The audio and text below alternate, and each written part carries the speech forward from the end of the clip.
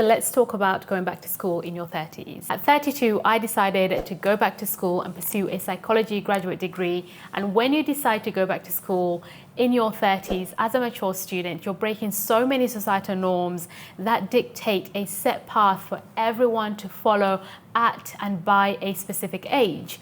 So it can be a really difficult decision to make, and it was really scary for me, particularly because there are so many reasons as to why you shouldn't. But if you do decide that this is what you want to do, these are the things that you should consider when you're making your decision or when you're preparing to go back to school in your 30s. The first thing you need to do is to outline your reasons. You need to take your time and think about why you want to go back to school and how that's going to benefit you personally or professionally. Maybe it's to change careers, maybe it's to learn new skills, you want to upskill in your current career for career progressions, for a promotion, for more pay. Perhaps it's to learn about yourself or to network with other people. Whatever the reason is, you need to consider it carefully and you need to make sure that it's going to benefit you in the long term. It's going to propel you forward, whether it's in your personal life or your professional life. For myself, I wanted to learn about myself and I wanted to change careers. I was at a point where I really didn't know where I was going with my life. I'd pursued music for a really long time and I didn't know what I was doing. I didn't know who I was. I didn't know what was next. So I decided to go back to school to study psychology because I had a passion for it. I'd done it in my undergrad degree and I wanted to work with people. I wanted to create products that were going to be of use to people. So both a personal thing to help me learn about myself and what I had to offer to the world, and also to help other people. Those were my key reasons. So it's important. Consider why you really want to go back to school and how it's going to help you in moving forward in your life. Secondly, gain insight. It's extremely important to talk to people that you respect about your idea of going to school because it's going to help you make an informed decision and have support of the people that you love and respect and that you admire, because you need a support network when you decide to go back to school so much later in life. Talk to people who've done what you want to do, people who've gone back to school later on in their lives, because they are going to be a wealth of knowledge for you when you are deciding to go back to school. And finally, reach out to different institutions. The institutions that you want to apply to, reach out to them and speak to them. A lot of those institutions hold open days, open weeks where you can go and get a feel of the school, where you can speak to the teachers, speak to some students that are already there, so you can really acclimatize yourself with the environment and the whole process of actually being back in school at a later stage in your life. And third, have a plan and set some goals. Decide what field interests you the most and get into research mode. Make sure and be intentional about designing the path that you want to take and have an idea of what a career in this field is going to look like. Have an idea of what the next 2, 4, 6 years is going to look like as you go back to school and as you transition out of school and into a career. But also your goals and your plans might change multiple times along the way, so be open and be flexible. Yes, have an idea of where you want to go and how you want to get there, but also leave room for spontaneity, leave room to maneuver in case things change in an unexpected way, or you simply change your mind and you think, actually, no, I don't want to pursue that goal anymore. I want to go this direction. Be flexible and don't be too hard on yourself if you do find yourself in that position where you're having to readjust. Closely related is to research the school and the program that you're interested in. Research the city, the lifestyle, the program, the teachers, and potential career paths for you to follow after you complete that program. Some universities carry more weight than others, so it's important for you to decide whether you value the university more or whether you value the program that you want to enroll on more, and then decide from there what's more important to you. Look up the school's program ranking, look up the program's graduation rate, and look at the types of jobs the graduates land after they graduate. It's really important that you go to the right school, and also important that you go to the right course that's for you and that fits what you want to do after you graduate. The fifth thing to consider is financials. You have to make a budget. Going back to school, graduate school in America is extremely costly. It is so expensive. It's crazy. I actually wanted to cry when I found out how much my program was going to be. It was very scary. So it's important to create a budget. Figure out how you're going to fund your education. Are you going to get loans? Are you going to self-fund? Are there scholarships? Are there grants that you can get from the school or from outside sources? This is perhaps the most important element to consider, how you're going to fund your education. Take into considerations all the costs of going back to school and create a detailed list.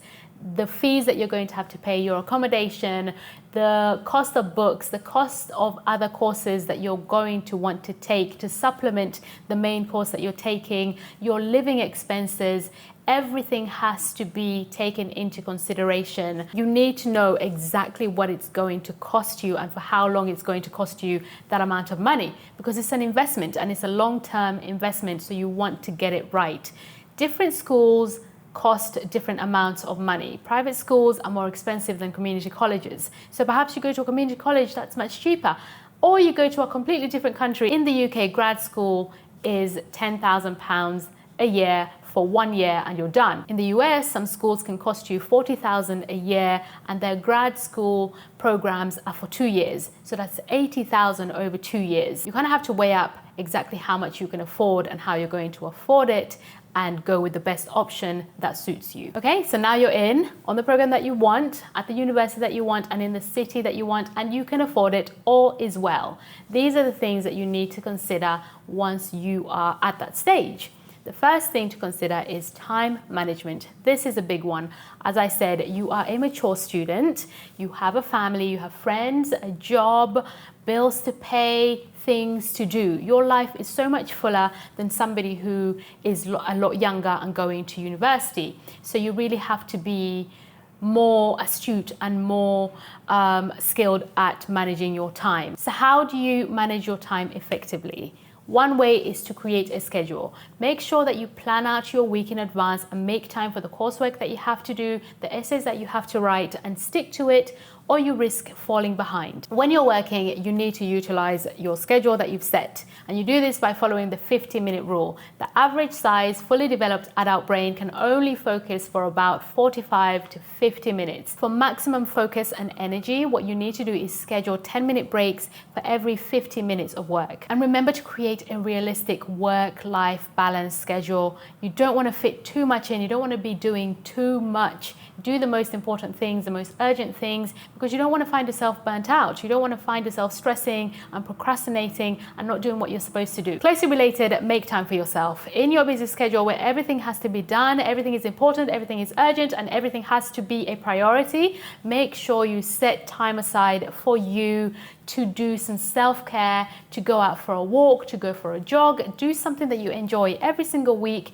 or even every single day, even if it's just an hour. You have to take care of yourself. You don't want to burn out. You don't want to find that you can't do the work that you're supposed to be doing. So taking care of yourself and giving yourself time will actually help you stay focused and more intentional about everything that you have to do and stay grounded when everything starts to get too busy. This is an important one. Have a support network. I can't stress enough how important this is. This is a challenging time in your life and you're taking on so much more than the average human being.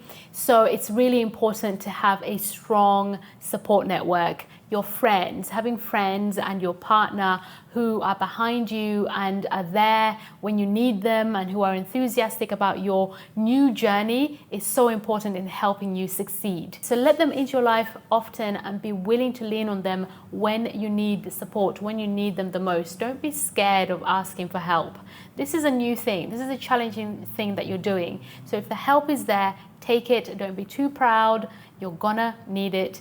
And it's okay. Next up is to build connections. Whatever reason you're going back to school, whether it's to change career, whether it's to learn about yourself, it is so important to network and build relationships with the people that you're going to school with and your teachers. College or university is not just about the information that you're learning, it's also about the experience that you're having, the networks that you're building. Make sure that you are building connections with people who are having the same experience as yourself. It's so important. That's an added level of support that people who are not going through the same thing are not able to offer. Of course, you're a mature student, you're much older, and you're going to be closer in age to your professors than you are to your fellow peers, than you are to the other students. But it's still important to network with them. It's still important to build relationships with them, because they are going to be the people who might give you a job after you graduate, who might connect you to another person that you need to know. So it's really important not to cut them off, even if you think you don't have much in common, you don't have shared interests, you're not at the same point in your life. Nevertheless, they are your network, and your network is your net worth. Also, network with your lecturers. I wish I knew this sooner.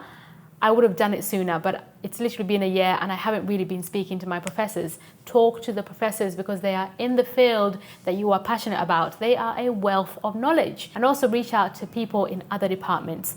If you have an interest in an area, don't be afraid to reach out and ask questions. You are part of this school. It's an ecosystem, it's a network that you should be reaching out and utilizing. So don't go to grad school and think that the friends that you have already are enough.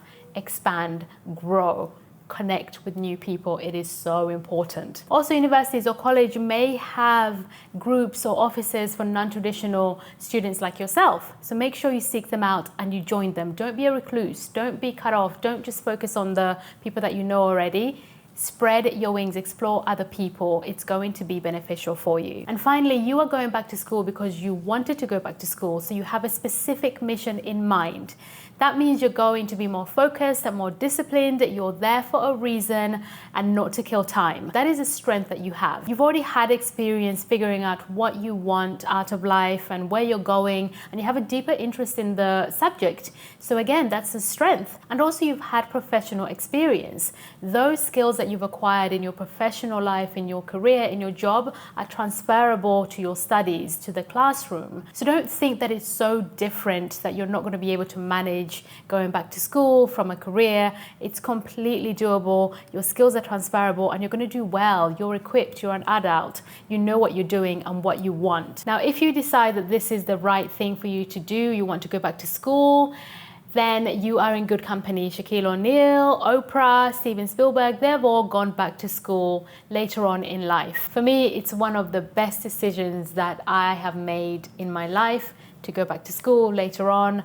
I'm so glad I did it. I'm so glad I did it at this time. I hope you guys enjoyed this video, and if you did, be sure to like and subscribe to the channel, because it helps with the algorithms. It helps put my video in front of people who might benefit from this kind of content, and I will see you in the next video. Thanks. Bye.